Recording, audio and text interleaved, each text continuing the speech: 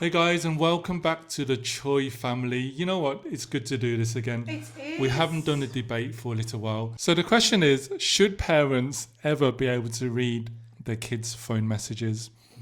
And my answer is, it depends, but I think no. Oh, that's interesting. I think it depends on the situation, so I think yes. I also think it depends, but for the purpose of this, I'm going to say yes. And I am just yes. Just straight up. Straight yes. No depends, yeah? No Okay, depends. okay. So for me, I'm surprised that you're saying no, because I thought that you would be camp yes. I am slightly stricter between the two of us, I think. Yeah. What do you think? Yeah, So definitely. you thought I would have said it's Yeah. okay to read messages? Yeah. A phone. Who does the phone belong to? Well, if it's a child, the phone belongs to the parent. I'm on your team where I think parents should be able to, but I think legally, if you give someone something as a gift, then I think it is whoever's it is. Yeah, but these gifts have terms, and who paid for it? I think Who ultimately... pays for the phone Yeah, contract? Who pays for the Gift, phone? You give it as a gift, but who's paying for the phone? Who's paying for the phone bill? And when you're a minor, I think that you are given the phone. For me, it's a matter of safety. I agree So with if you're given a phone, the only reason why you had the phone, like we didn't want you to have a phone at that stage when you started senior school, but you were given a phone pure on the basis that you'll be going back and forth to school. And if we need to contact you to say, by the way, we're a bit late, we can communicate with you. If you need to message us, you've got that phone. But then there were restrictions. And so for me, it's as a matter of... It's loaned. Yeah. The phone is loaned. Yeah, it's essentially, but then it's not like it was given under false pretenses. It was given, and Isaac was clearly aware of the reasons why he was having this phone. So it wasn't just like, here's your phone, do as you will. It wasn't that. It was like, okay, so you would like to have a phone. Why would you like to have a phone? Okay, fair enough, Isaac. Okay, so if we do have this phone, these are the restrictions. This is the purpose of the phone.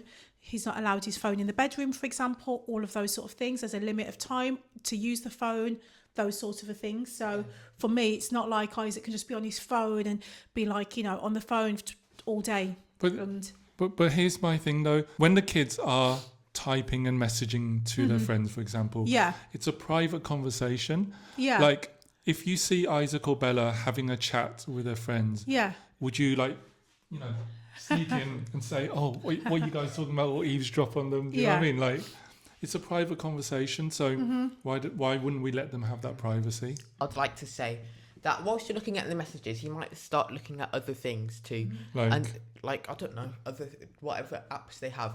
And I feel like who knows what the child's doing on the phone, and it's good for safety reasons for the parent to look at the phone to see what else they're doing. Oh, so happy Isaac agrees. Because you don't know what else they're doing. They might be doing some weird stuff. I definitely agree. Absolutely. So Isaac, he's a teen, but he's also, and he's a very aware teen. Should we use the buzzword emotionally intelligent? So Isaac is very, very aware that yes, it's fun having a phone. Yes, it's great messaging your friends, but safety comes first, and it's our responsibility to protect our children. There's online scams, there's bullying. There are so many things. There are people that are catfishing, all of those things. And it's our responsibility. Isaac's a minor. He's 13 years old. When most children are given phones around 11 years old when they start senior school. And I just think you're a minor. And for me, it's important for us to check. We don't just check his phone. We've told him from the beginning, just to let you know, that we'll be checking your phone intermittently. Are you okay with that? Isaac was absolutely fine. And so because of that, I can check his message, I can scroll through, can have a look and what have you, just to make sure that he's okay. So for me, privacy. But aren't you telling if you're trying to keep privacy, like what have you got to hide? Aren't you What have telling the got- child that you don't trust them then? It's by not checking? that it's not so much a trust don't in trust them. the world. We don't trust the world. Trust the world. He's my boy. He's literally Adelaine's son. So it's not even, do you know when I say when you're going out driving, be careful, but sometimes we pray for protection over them, and we pray that the people around them, that they'll be safe as well, and they will be driving safely. So I say, for example, when Isaac's older, I'm already giving him things to say, look out for this, look out for that when you're driving, even though he's not at driving age. But I'm saying it's everybody else around you that could be driving silly. So act as if everybody is going to be driving crazy around you. There's a word for that, isn't there? What's it called? Defensive driving. Wow. Yeah. So we're doing that in the sense of online. Because online. I'm like, listen, there are people that aren't even who they say they are. And some things that children, I think with age comes maturity, with age comes experience. And there are certain things that we have seen ourselves and patterns that they might not have picked up on. I think that's I could keep going on, but I don't want to. I don't use that phone number. I'm really proud that Isaac, literally half the time, he's like, I'll say, "Where's your phone?" He's like, "Oh, I'm not sure." That's a great response because it shows me that it's not constantly attached to him.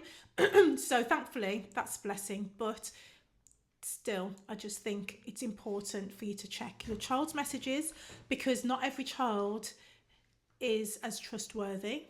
And also not every child as well is as aware. So not every child is as emotionally intelligent as Isaac. There may be ones that are more emotionally intelligent. There may be ones that are less. It's not to compare, but just to say that you need to be aware of your child as well. So you know your child. You know whether your child's a bit sneaky. Why would you not be checking their messages? Why would they have a phone? Thank you for your input. So Isabella, I'm going for the young influential one here. Bella, why are you doing this so Bella, if you and your friend are messaging each other, would you be happy if, you're having a private conversation, would you be happy if mummy or daddy's, without letting you know, in the middle of the night, took your phone and just checked it? Well, I wouldn't be happy with that, but if you know your child, that means you know that they're not saying anything bad. But you wouldn't be happy with it? Well, if you think that they might be writing naughty stuff or something, you should look, but you have to tell them. Oh, so actually, I think you have to always tell them. Okay, so Isabella says that before you check, you have to tell them. And what if the child says no? The child has the final say, yeah? No. Whoa, I have something to say. No, objection! But the adult gets to pick. Okay. But objection. Also the adult paid for it, so it's technically the adults, but the parents. No, because, the thing is though, it's not that we don't trust the child.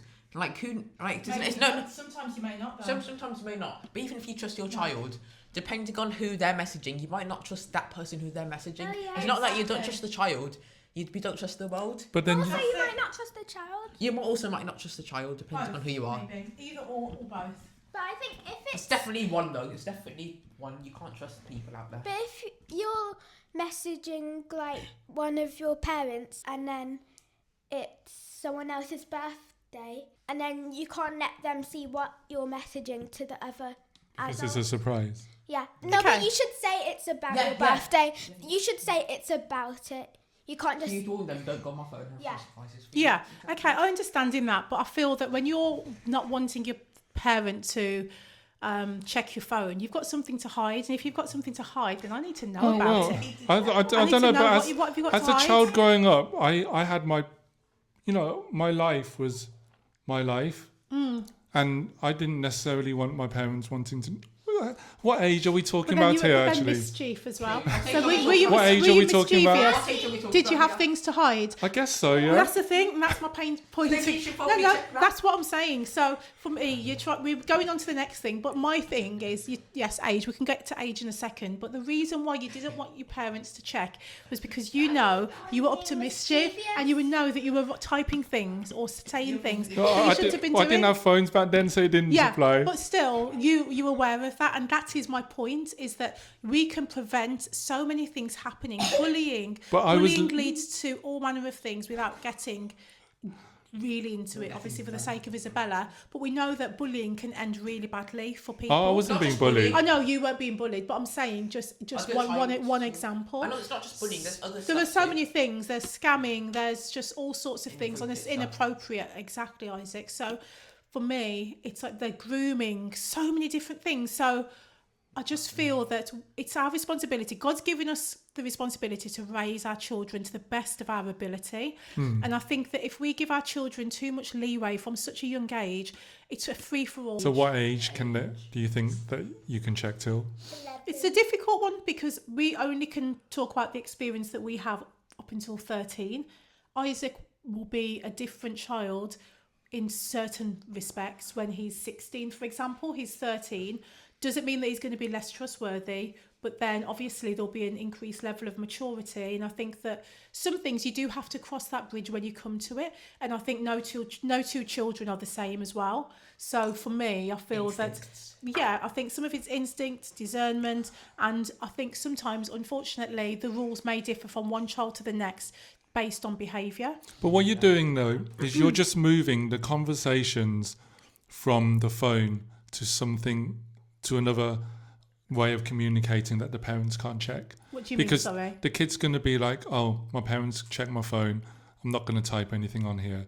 If you want to chat with me, just do it. It can lead to that. Else. Let's be honest. You know, children, they're not stupid, and that's what I do. And that's the thing. Yeah, of course. If I was going to be mischievous, is that what you do, Isaac? I think we all know how to. Everybody knows instinctively how to lie, how to get around things. There's a loophole, so we'll find it and we'll go through that way. There's another route, yeah. So they're not silly. Right? We weren't silly. We knew how. If we ever got up to mischief growing up, we all knew how to get around it. But what I'm saying is there is only so much that we can do as parents.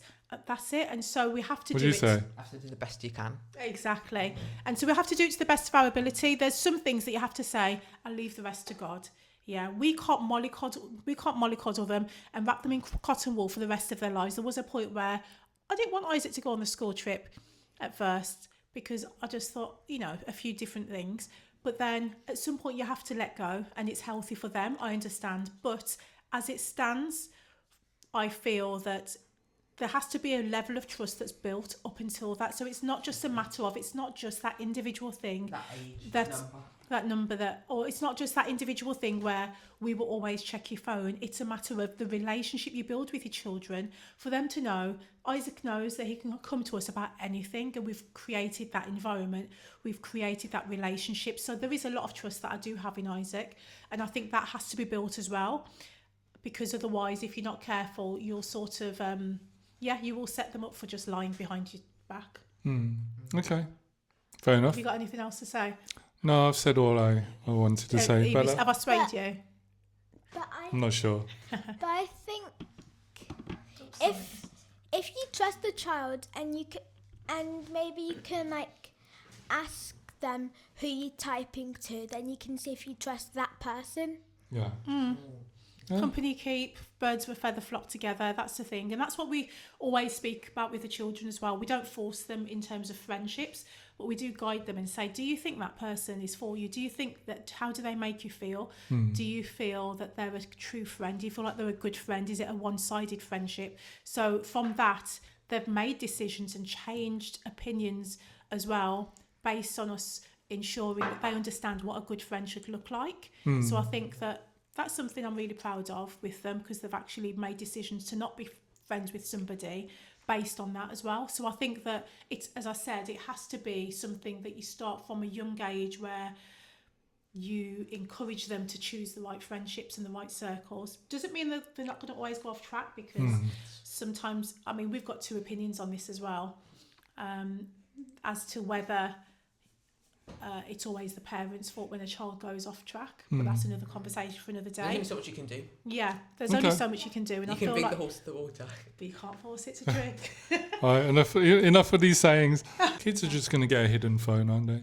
Actually, I don't know how they get a SIM card. Yeah, I don't think that's possible. It could be possible. Obviously, there's a way around a lot of things, but I think that's the thing. I think it's such a huge conversation. There are so many layers to it. It's such a loaded question as well that we could go on for hours. But then, me personally, I feel that yes, we're aware that the child can go around it in different ways, in terms of, if you tell them we're going to read your phone, then they'll do something where we might not even be aware of, because we're of a different generation. There might be certain things that they know about that we don't, in terms of hidden messages and sort of stuff like that. So yeah, there are so many things, but then I just think that if you can build that trust from the beginning, then the child knows that when you're checking the messages, you're not trying to be sneaky, you're not trying to catch them out, you're doing it for their benefit, that you are on their side. And I think ultimately the kids need to know that you're on their side, that you're rooting for them to have the best future possible. And I think that's ultimately should be the basis of it, where they know that we love you, we're here for you, and we just want to keep you safe. Okay, that makes sense. Okay, you know what, guys? This was a hard one because I'm actually on your side. Yeah. But I just thought I'd make it a bit more interesting. Yeah. It's no fun if everyone agrees. Yeah. But yeah, I'm actually on your side on this one. So. But you made some very good arguments as well. I tried. Yeah. So that's the end of our discussion. Let us know, guys, what points you agreed with, what points you disagreed with. We'd love to know your thoughts on this topic. Yeah. And also comment down below and let us know what topic you'd like us to discuss next time. Yes. Well, we hope you enjoyed it. Until next time, peace out. Peace.